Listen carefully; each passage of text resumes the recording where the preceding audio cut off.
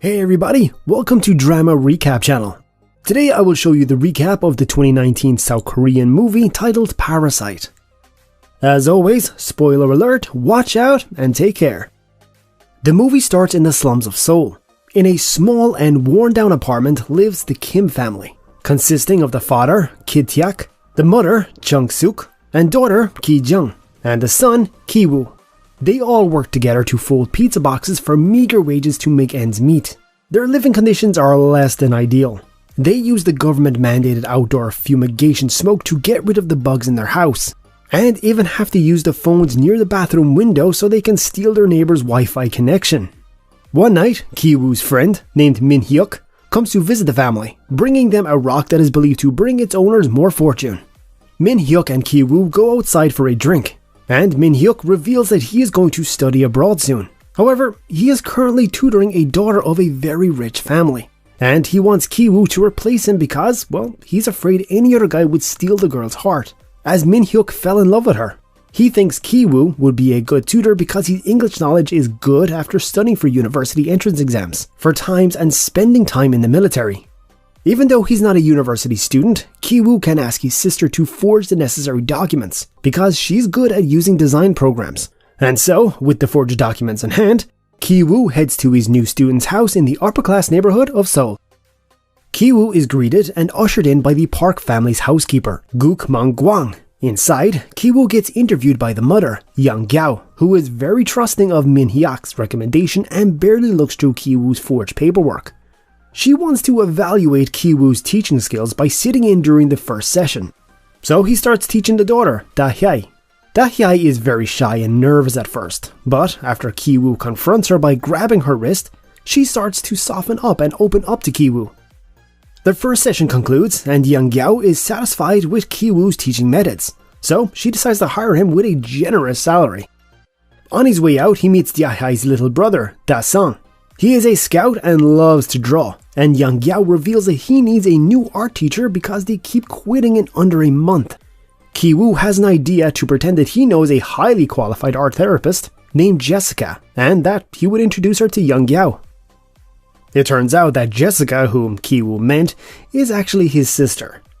He tells her to read some of the articles online about psychology and art therapy, as she already has a basic understanding of design and art.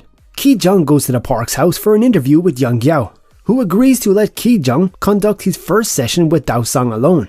Once they finish, Ki Jung shows the result of Dao Sung's drawing to his mother, and shows her the indications of a past trauma during his first grade.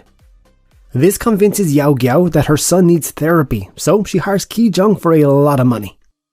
While Ki Jung is tutoring Dao Sung, Ki Woo does another tutoring session with Dao Hai.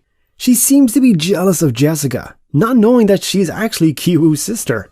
But he assures Dai Hai that he has no feelings for Jessica because he kisses Dai Hai. When Ki Jung is planning to go home, she meets with the Park family's father, Dang Ik, who offers to drive her home using his car and chauffeur. She accepts the offer but doesn't want the chauffeur to see that she lives in the slums, so she tells him to drop him off at the train station. However, before she gets off, Ki Jung gets the idea to leave her underwear in the car. So Dang Ik would find it and think that a chauffeur is using his car to hook up with women. Back in the Kim residence, the family is finally starting to eat well due to Ki Woo and Ki Jung's salaries. Though they're not stopping there, because the next day, after another art therapy session, Young Gyao asks Ki Jung for any driver recommendations. Dang Ik had fired his chauffeur just as Ki Jung planned, and she recommends her uncle's old driver, who is a mature and trustworthy man. It turns out that the driver is Ki Taek, who really used to work as a chauffeur when he was younger. He manages to impress Dang Ik with his manners, driving skills, and knowledge of the city streets. So Dang Ik decides to hire him immediately. Now, the Kim family only needs to place Kang Suk under the Park's employment so that they can have complete control over the family. Their target is the housekeeper, Moon Gwang, who has been working in that house even before the Parks moved in. Moon Gwang is difficult to handle because he is stubborn and cunning. Nevertheless, Ki Woo hatches a plan. He finds out from Dai Hee that Moon Hwang is severely allergic to peaches, which is why it's forbidden in the house. So the siblings start to shave some peach fuzz before throwing it around Moon Gwang while she's not noticing. She ends up getting an allergic reaction and goes to the clinic for a checkup, which Ki-taek photographs under the guise of taking a selfie. He shows it to Young Guo and says that he overheard a doctor diagnosing her with tuberculosis. This is backed by Ki-woo's trick to put ketchup on the tissue in the trash can, making it seem like Mu Guang really has tuberculosis. Scared of getting infected, Young Guo decides to fire Mu Guang without telling her husband the real excuse. Dong-ik becomes worried about the housekeeping chores that will be neglected without Mu Guang.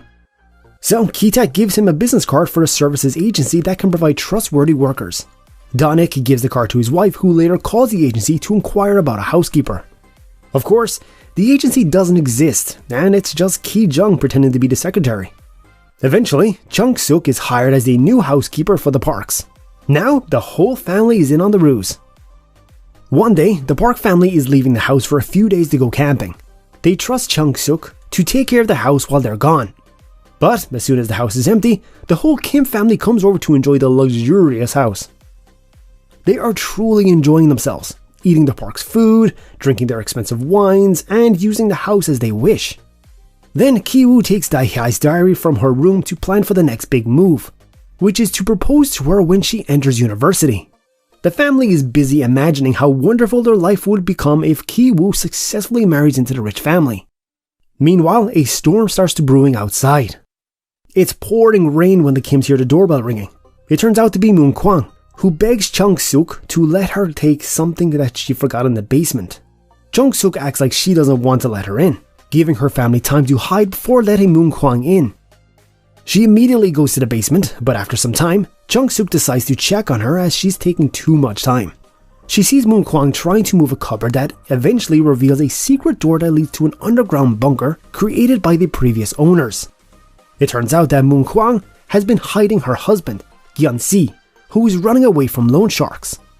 He's been living there for years unbeknownst to the parks, and Moon Hwang has been sneaking food for him throughout the years. Now that she's fired, she begs Chung-suk to let her husband stay there and says that she would pay for Chung-suk to occasionally give him food and water.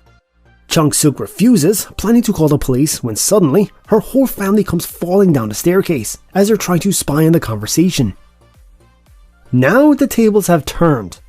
Moon Hwang realizes that the Kim family are scammers and records them on the phone as blackmail material.